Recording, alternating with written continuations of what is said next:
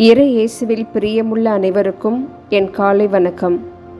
மத்தேயு அதிகாரம் 12 இறை வசனங்கள் 14 முதல் 21 முடிய.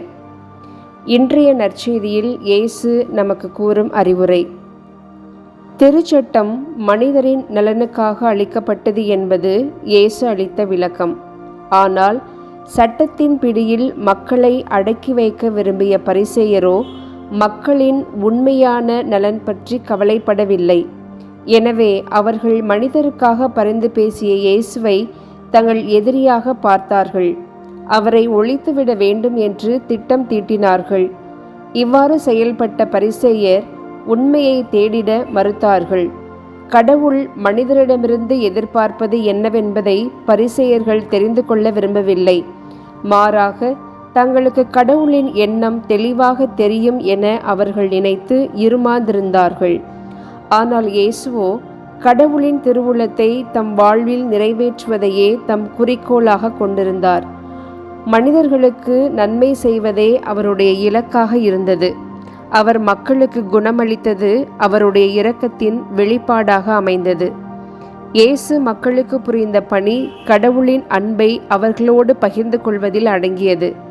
கடவுள் தம் மகனாகிய இயேசுவை அன்பு செய்து அவரை தம் ஆவியால் வழிநடத்தினார். இவருள் என் ஆவி தங்கும்படி செய்தேன் என எசையா நூலில் வருகின்ற கூற்று இயேசுவின் வாழ்வில் உண்மையாயிற்று என மத்தேயு காட்டுகிறார். இயேசு திருமுழுக்கு பெற்றபோது அவர் மீது கடவுளின் ஆவி இறங்கினார். இயேசு கடவுளின் மகன் என அறிவிக்கப்பட்டார்.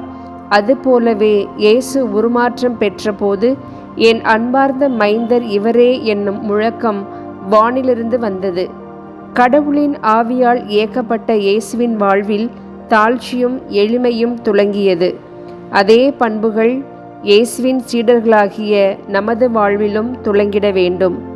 துன்பங்கள் நம்மை எதிர்கொண்டு வந்தாலும் கடவுளின் துணை நமக்கு என்றுமே உண்டு என இன்றைய நற்செய்தியில் இயேசு நமக்கு உணர்த்துகிறார். மேலும் பரிசேயர் இயேசுவை ஒழித்துவிட வேண்டும் என்று சூழ்ச்சி செய்ததை இயேசு அறிந்தபோது வரட்டு துணிவுடன் அவர்களை எதிர்கொள்ளவில்லை. மாறாக அங்கிருந்து புறப்பட்டு வேறு இடத்திற்கு சென்று நற்செய்தியை அறிவித்ததை போன்று நாமும் எங்கே எதிர்ப்பும் பகையும் இருக்கிறதோ அவ்விடத்தை விட்டு அகன்று வாய்ப்புள்ள பிற இடங்களில் நற்செய்தியை அறிவிப்போம்.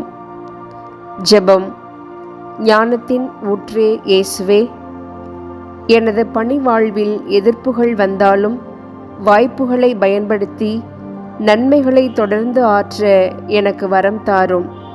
எனது மறைவாழ்விலும் நான் ஒரு நற்செய்தி அறிவிப்பாளனாக வாழ எனக்கு அருள் தாரும். ஆமென்.